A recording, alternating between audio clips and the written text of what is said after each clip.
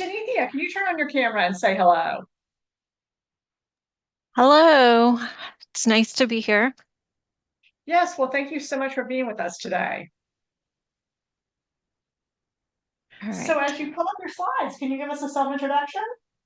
Sure. So, as part of my talk, I will be sharing a lot about my career, but just very briefly, um, I want to say that I'm super happy to be here because I live in the Sacramento area. I've lived here for a long time, and I feel like sometimes we are viewed as sort of the little sister in the shadow of the Bay Area, but I don't think that's true. I think Sacramento's awesome, and we have a lot of awesome leadership and women doing amazing things. So, super happy to connect to all of you.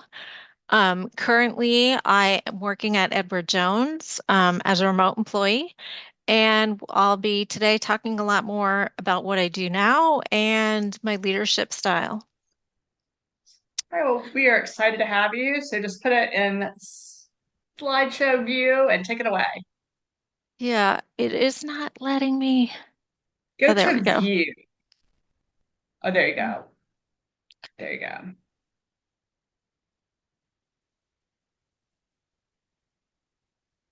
Hmm. I usually go Uh, to view. Yeah, I usually go to yeah, view. my Zoom, my helpful Zoom thing is in the way. Oh, okay, There we okay, go. that's it. That's why.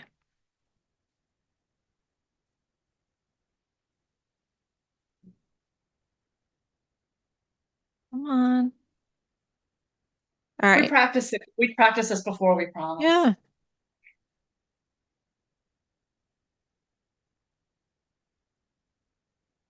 All right. I'm going to stop Oh, you know what? sharing. Do that. Click the X. I was going to say click that X. Maybe that was it. Yeah, or yeah, just start and start over again. I'm sure it's fine. Yeah.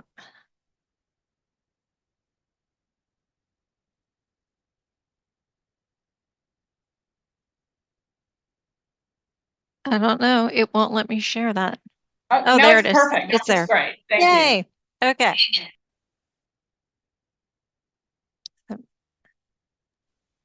All right, well, take it away. Okay. So today, this is what I'm going to cover. I'm going to start by just why am I giving this talk? Like, what are my experiences? And hopefully, some of you will see yourselves in situations that I've either been in or am in terms of leadership. Then we'll just talk a little bit about what makes a good leader. And then thinking about the complexity of being a good leader in the remote working situation. My big message, spoiler, is going to be about being very intentional about your actions, even more than when you're in person. And then I'll just have some final takeaways. So, my journey leadership so far, hopefully it will continue. I started my career at Sandia National Labs. There's two main locations. I was in Livermore. The big location was in Albuquerque. I'll age myself and say that this was before there were really good video conferences. It was very pixelated. It actually helped me to be a female because people could recognize even in the pixelated version of myself that I had long hair. And it was a lot of men that were from the military, so they had tended to have very short haircuts. So it was a funny situation to talk to each other remotely. But this job had a lot of things about it that required me to be in person. There were some labs. There were computer systems that I was working on that I couldn't leave the area, but I did have to work back and forth with people in Albuquerque and I was in Livermore. So there was some time on planes, so that was interesting, but it was really more of that traditional workspace and my leader was with me in Livermore and then others that I worked with were in Albuquerque. From there, I went to Intel. A lot of people on this call might be familiar with Intel. I was assigned to the Folsom location, but everyone I worked with was in the Oregon location, my entire team. So I could go into the Folsom location. to get any help I wanted, to see people, to go to lunches, to attend seminars, anything I needed in person. But if I wanted to meet my team in person, I would go to Oregon. And a cool thing about Intel is that they have their own planes. So it was an easy way for me to just go up there for the day, work with my team, and then come back. Um, it was also my first experience with working with people outside the country. And as I grew into a leadership role there, having to take into account that I had some team that I worked with some teams that were in other countries was something I had to think about. However, they were not on my team. I didn't lead anyone directly. We were just working with each other. So Intel was a place that we weren't all in the same office, but we were very closely connected to one another, and that there were ways that we could easily get to one another quickly. Um, my next role was at Salesforce, which was truly an international company. I led a team of 16 people. I had someone in Israel, I had someone in Sydney, I had someone in Tokyo, I had people all over the United States and Canada. So even before COVID, we were really spread all over. If we said, okay, we're all going in the office today, we would all be in different offices. So we had a lot of time zones and other things to deal with. And then while I was at Salesforce, COVID hit, and then had to deal with the same COVID situations that everyone dealt with. But on top of it, we were dealing with COVID restrictions that were different from country to country, even from state to state. I'm sure a lot of you experienced that California was very different than other states in terms of restrictions and what people could do. And that was certainly the case even more for people in other countries. We also dealt with a number of things like um, my my report that worked in London lived in a very, very small flat with her partner, and she had to be in a closet if we were having a private conversation, or if her partner was on a call that where he was speaking about things that shouldn't be heard. So it was a very interesting time for sure. Um, about a year and a half ago, I joined Edward Jones, and it's really been a huge mixture of everything. Jones is based in St. Louis. They were fully in office until 2020. And then in 2020, they sent everyone home and they realized, oh, we could actually do this, having some remote people. So they started hiring remote people.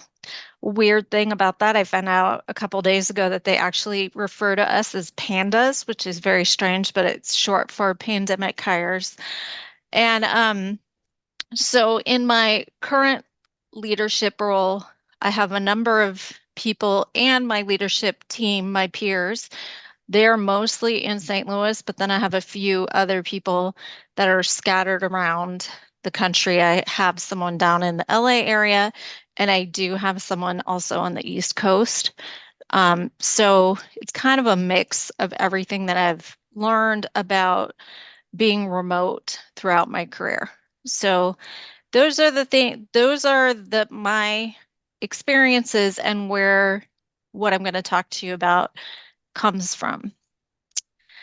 So for a minute, think about your favorite leader and think about what made that person a good leader. For me, it was actually one of my leaders at Sandia. I'll always remember him. And the thing I loved about him is he really demonstrated the full balance of his work life and his home life. And he always figured out how to really get great work done, but also always be there for certain family things that he wanted or needed to be there for. Um, but think about that. I just grabbed a picture that kind of put some words together that might have come into your mind, and then check through with a Gartner research. The top three qualities of a good leader are that they're authentic, empathetic, and adaptable. So think about if you agree with those or not, or if your top three would be different, but certainly everyone knows what they feel would make a good leader or has read a book or gone to a class where different characteristics have resonated with them about leadership. So the questions that I want to challenge you with are, first of all, how do you develop the qualities of a good leader in yourself?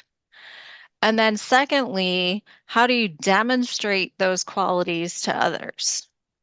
So those are like the two really important things. So it's one thing to develop the qualities, but it's another thing to demonstrate them and, sort of develop that trust with others that you know what you're doing and you that they would benefit from following your leadership.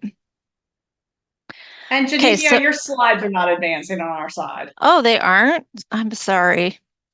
I don't I They're advancing on my side. I don't know what to do.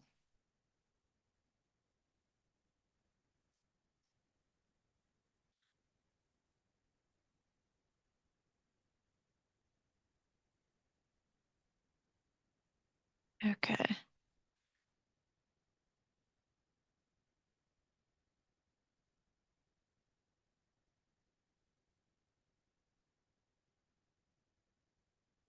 Are you on a slide that says mix in disparate geography?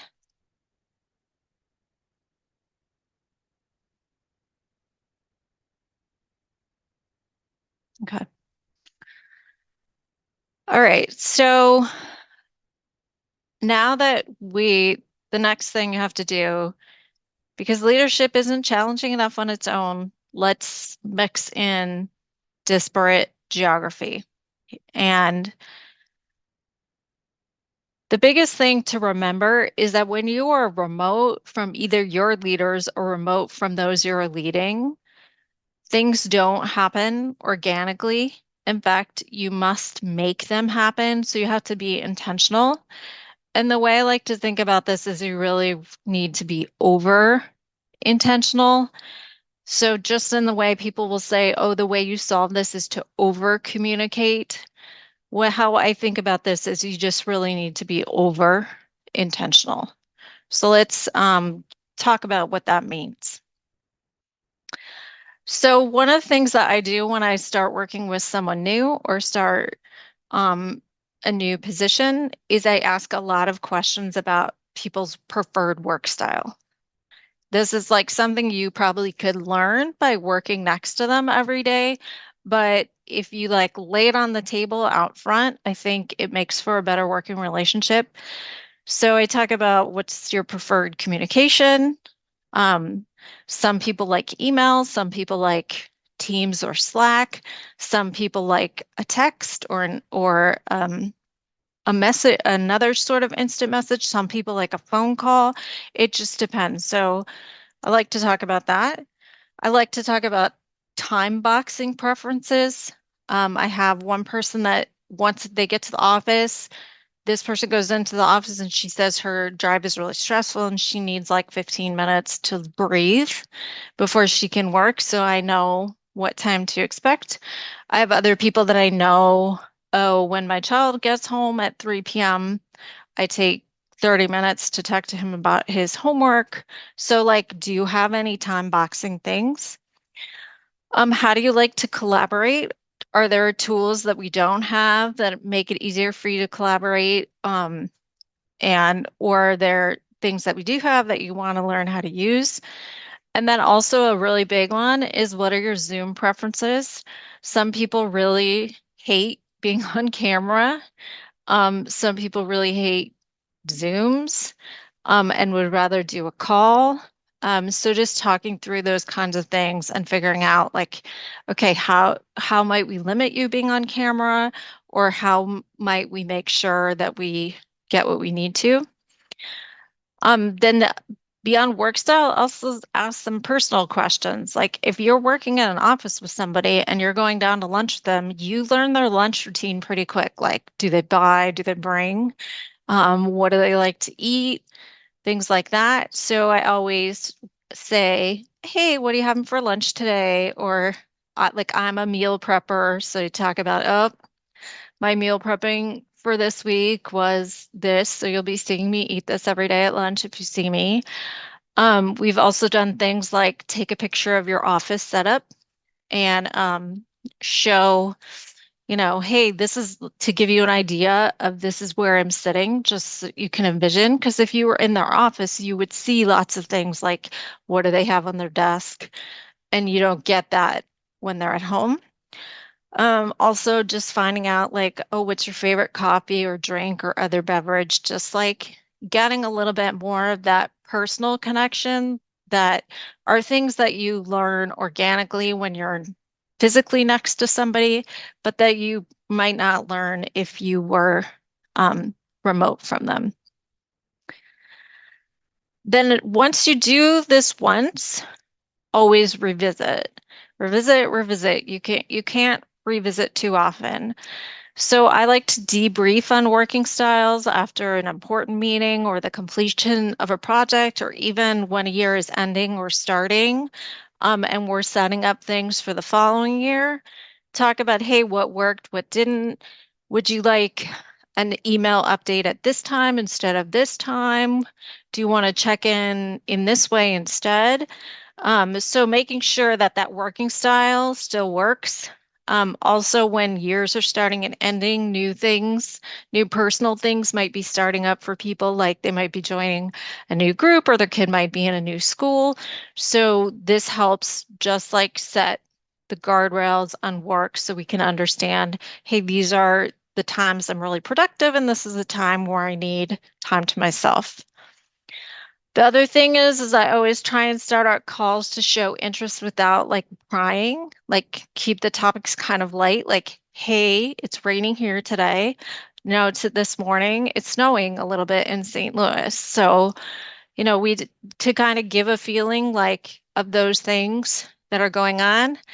Pets. I mean, even when we got on this call, we talked about, oh, Ginger said, oh, can you hear my dog? And you'll see people's pets on Zoom, but just like some pets, and even like Zoom backgrounds, changing things around, just, little things that show that you're interested. Like I know where people live, and if I see like a news headline, I might ask them about, oh, what was this thing, just to get a better idea. And then the other huge thing to think about is replacing that face to face. So be really thoughtful about virtual replacements of in-person meetings. Um, a lot of times, particularly in my current role, meetings are mixed. So like there could be 10 people in one room and me on my Zoom and someone else on their Zoom. And so making sure this works and being really thoughtful about making sure that everyone feels included, that the side conversations in the room don't ruin the meeting, things like that. Use mail to send things ahead, and I don't mean email, I mean snail mail. Some of the things that worked best when I was at Salesforce is if we set something up where each person had um, what they needed in front of them at home. So like, for example, during COVID, we did an activity where we were doing a service project, and all those materials were sent to me so that then I could be doing the service project at my desk next to my coworker who was doing the service project at his desk, and we had the same materials. Um, Always think about time zones when planning meals or breaks. I have to push this all the time because so many people are in St. Louis in the central time zone. There was like, oh, we're going to have a lunch break at noon, their noon, which is 10 o'clock my time, which I'm not ready for lunch. So then at the end, if we don't have another break until the end of their day, I'm going to be pretty hungry. So like trying to just be conscientious about that. And the other thing I really like to take advantage of is the breakout room features, because that allows you to have those little conversations that you might have on the side with people in the room. Like I mentioned, ensure that there's equality between those in the office and those at home. Make sure you get input from everyone. Don't leave anyone out. Arrange similar events, like if the team is going out for lunch and it's a treat on the company, send a gift card to the person at home so they can join you. Things like that. Or if there's an event in St. Louis, maybe they would arrange an event in Sacramento and anyone that I worked with here could join me. So trying to make sure that it feels equitable and everyone feels included, regardless of location, is important. Another thing, an experiment that someone I know did, which is amazing, is that they put the remote employees in the shoes of the in-office and vice versa. Like the people in the office went home for the week and they had the people at home in the office for the week so that everyone could kind of like feel what it feels like to be in the other's shoes. And everyone always thinks, oh, the grass is always greener on the other side. It's so much easier for you. But then when you're actually in someone else's shoes, then you have a chance to learn like, oh, that might be hard for them. Okay, so summarize, I've said a lot of things and hopefully you guys can add some of your own tips. But really what I'm thinking of, when you're leading, you need to think about what are the virtual equivalents to running into someone in the hall, taking lunch or coffee break together, or even just like observing behavior and learning how to interact. How can you do that virtually? It's not always obvious. And this is where you have to be really over intentional to make sure that you get that kind of interaction. So be intentional. Make sure for everyone, you always have the career conversations, but make it, be even more intentional with those that are remote from you. Learn if they want to stay where they are geographically, and then how you can help them build their career, knowing that. Make sure that you empower remote people and delegate, even though they're not in front of you. This has definitely happened to me where, oh yeah, we forgot because you were at home and I just grabbed the person sitting in front of me. So be really intentional. Like I said, be overly intentional. Ask some of those questions that would be really weird to ask if you were in person, but that really will set you up for success in your working relationship. Like ask about working style preferences and set up very regular connections, just like, oh, I would always run into you in the hall. And then a big thing is find really appropriate replacements for any interaction you would have in real life. Zoom is not the solution for everything. You can't just say, oh, well, we'll just bring them in on Zoom. Sometimes you can be a lot more creative than that. Zoom is really not the only solution. There's other things we can do. And aim for things where it can be kind of more seamless and that you can still do very professionally, but everyone doesn't have to be in the same space. So those are just things to think about and to take away. So thanks for your time. I'm happy to take questions or other suggestions that people have. I'm a huge person that loves to connect with people on LinkedIn. And I'm easy to find thanks to my unique name. So please connect with me on LinkedIn. And happy to take any questions or comments. Wonderful. Well, thank you. Well, I'll start with some of the questions that came into our website.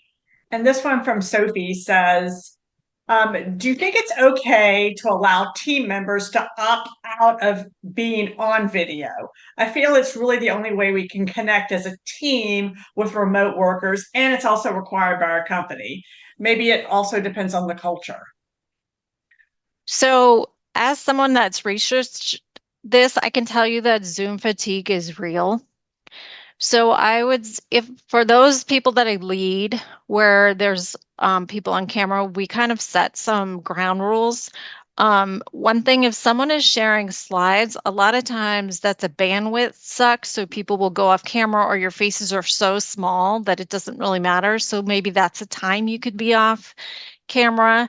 Um, so the thing that I try and do is with people that hate being on camera, have a discussion about when is an appropriate time that you could be off camera and not take away from the interaction, and when is a time that you can be on camera and add to the interaction.